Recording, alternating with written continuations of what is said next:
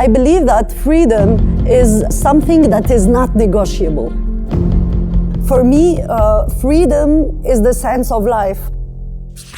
Welcome to UFM. Welcome to the College Freedom Forum. It's a pleasure to have you here. Could you please introduce yourself? Tell us about your work and what inspires you. Well, I was born 37 years ago in Casablanca in Morocco to a Moroccan father and a French mother. When you come to life in Morocco, actually, you don't have the choice of your religion. There is only two official religious community. If you are not Jewish, you are considered as Muslim by the law. And so every single detail of your life is ruled by Islam, and as a man or woman. But when you are a woman, that means that you don't have the same rights as men. You inherit the half of what they inherit. You cannot marry the man of your choice. He has to be Muslim. You cannot be buried the way you want. You have to be buried the Islamic way. And you have to practice the religion either you want it or no. So when I was a very young girl, I started questioning my future as a Moroccan woman. I started questioning the equality between me and men. I've never felt unequal. I've never felt inferior to men. So I started this deep research.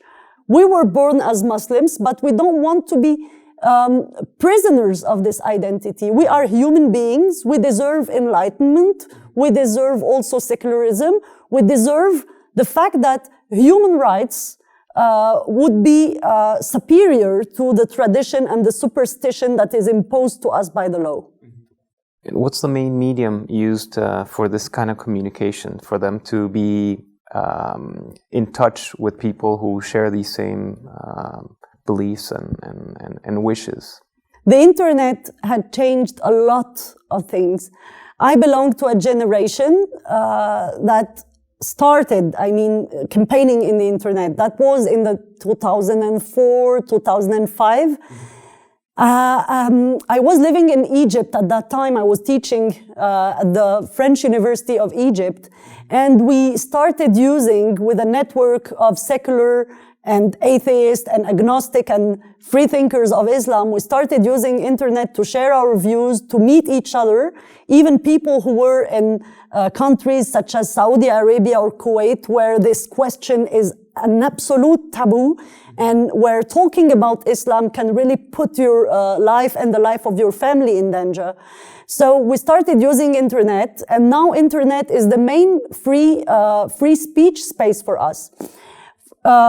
I live in France today. I mainly live in Paris, as I am subject to several fatwas from Al-Qaeda first and from ISIS also, as you said. A fatwa is a legal condemnation by Sharia muftis.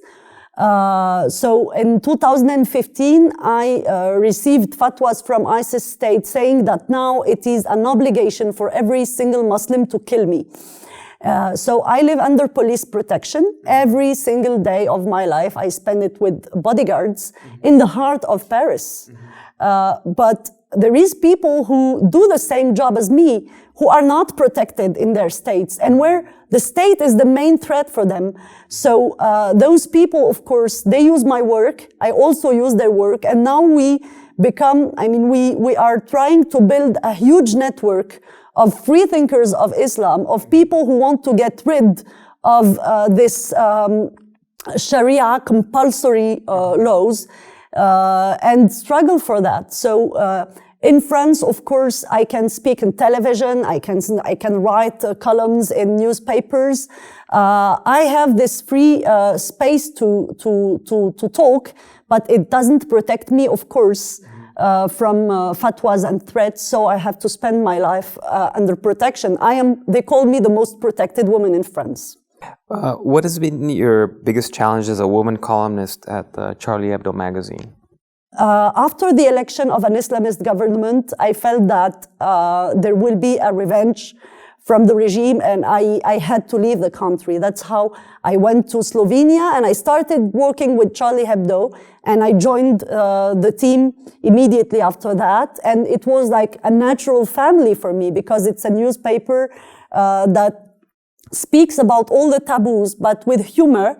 And it was a libertarian editorial team. So we consider that our work was really to talk about all the questions linked to freedom, including the freedom of those who were born Muslim. Why would you say it's significant to have the College Freedom Forum and for college students to be a part of this? For me, speaking is not only a right; it's a duty. It's the duty that my privileged situation as a woman who belongs also to a democratic country, as a woman who is protected also by a democratic state, to keep opening my big mouth about those questions. I do it for the ones who cannot. Each time I go to a Freedom College venue, I meet those very courageous people coming from so far countries, and I hear their stories, and it gives me courage. It gives me the strength to continue my fight, and it shows me that free people are everywhere in the world, and people are risking a lot for freedom. So it gives me that courage and that enthusiasm to continue. Just to be here for 1 day and a half, so it's always a very nice and a very cool moment to be with other campaigners.